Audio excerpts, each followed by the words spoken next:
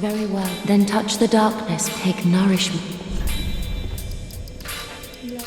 Hey, I'm Steve, also known as TerraMantis, and welcome to the Dark Souls 3 guide.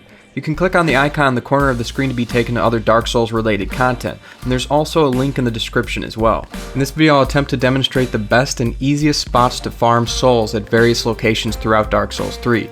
Each location I demonstrate here will be located just before or in between one of the 4 Lords of Cinder encounters spread throughout Dark Souls 3. This way you'll know good farming locations that progressively improve as you advance through the game. Obviously the later game farming locations will yield more souls faster in a shorter period of time than the earlier ones, but by the end you'll be earning 100,000 souls or more every 5 to 10 minutes. Alright, let's get started. First of all, it should be noted that if you have the items, you should wear whatever soul increasing equipment you have. For example, throughout most of the video you'll notice that I'm wearing both the Silver Serpent Ring as well as the Shield of Want. Each of these items increases the amount of souls absorbed upon defeating enemies. Alright, now that's out of the way, let's talk about the different locations for farming. One of the first locations is just before the Abyss Watcher encounter. Here you can get roughly 4,000 souls every 2 minutes. There's a few reasons this is such a good spot for early game farming. For one, the Dark Race will do a lot of the killing for you, so you can just stay at the top of the hill here while they roll through the Gru enemies. Also, specific Gru enemies will drop Wolf's Blood Swordgrass. It's a low drop rate, but these are turn-in items for the Covenant of the Watchdogs of Farron. Additionally, you can throw your summoning sign down in front of the Abyss Watcher encounter to be summoned for additional souls. Alright, the next locations are a few places in Irithyll, one being the sewers under Irithyll Castle starting from the Distant Manor bonfire. Here, the spider creatures yield 990 souls per kill and they're extremely easy to defeat. Just run this circuit, kill all the enemies in the sewers, homeward bone, walk, run, or whatever means to return to the bonfire, and you'll roughly get 9,000 souls every other minute.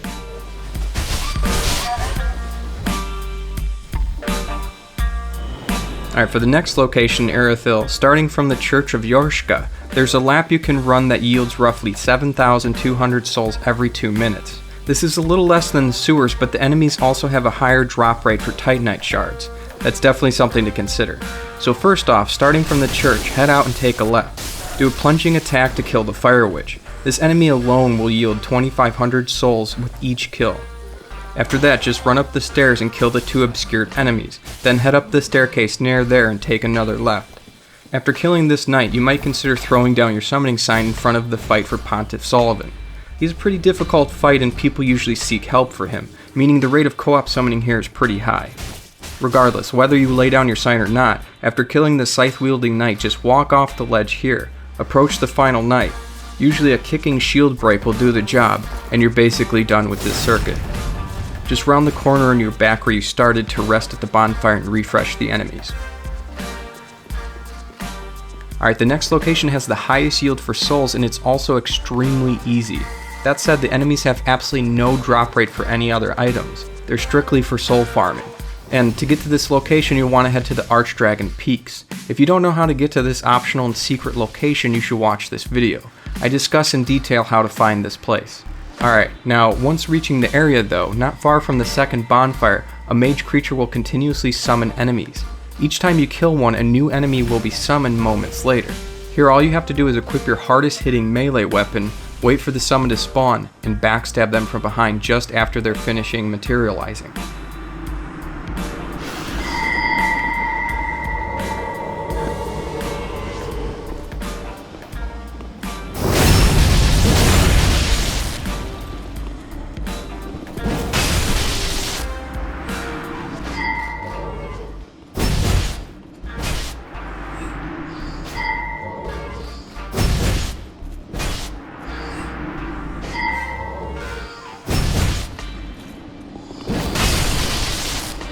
And for this method to operate as efficiently as possible, I suggest wearing these rings. The Hornet Ring for increased critical damage for those backstabs, and Lloyd's Sword Ring for boost damage when your health is full. If you follow these steps in this location, you'll roughly be earning 100,000 souls every 5 to 10 minutes. Alright, the last location is definitely one of the most difficult of the bunch to farm, but it's definitely one of the most rewarding as well. Not only does it have a high yield of souls, but the enemies also have a high drop rate for large Titanite shards, as well as a bit lower drop rate for chunks. This farming location is atop the Grand Archives. From this bonfire, just head up the elevator, and when you get to the top, go out the building and take a left. Cross over the rooftops and you'll find 3 winged knights. The 3 winged knights here can be backstabbed fairly easily, but they hit really hard if you mess up. You'll want to take out the axe-wielding knight first as he patrols around the entire rooftop.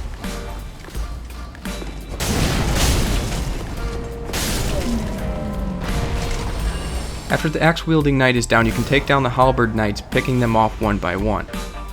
Also, it should be noted that the first time you kill and defeat all 3 of these enemies in a single go, you'll receive a Titanite slab as well. And that said, if you're capable to defeat all the winged knights at a consistent speed, you'll roughly earn 60,000 souls every 5 minutes. Also, you're pretty much guaranteed at least 3 large shards or better, which are worth 4,000 souls each, putting this farming spot roughly at 75,000 souls every 5 minutes. Thank you. Alright guys, I hope this video helped. If it did, please hit the like button. It really goes a long way with the success and searchability of videos here on YouTube. It helped me out a lot and I'd really appreciate it. Also, please don't hesitate to check out my other Dark Souls content, and there's plenty more on the way. Alright guys, thanks for watching, and I'll see you in the next one.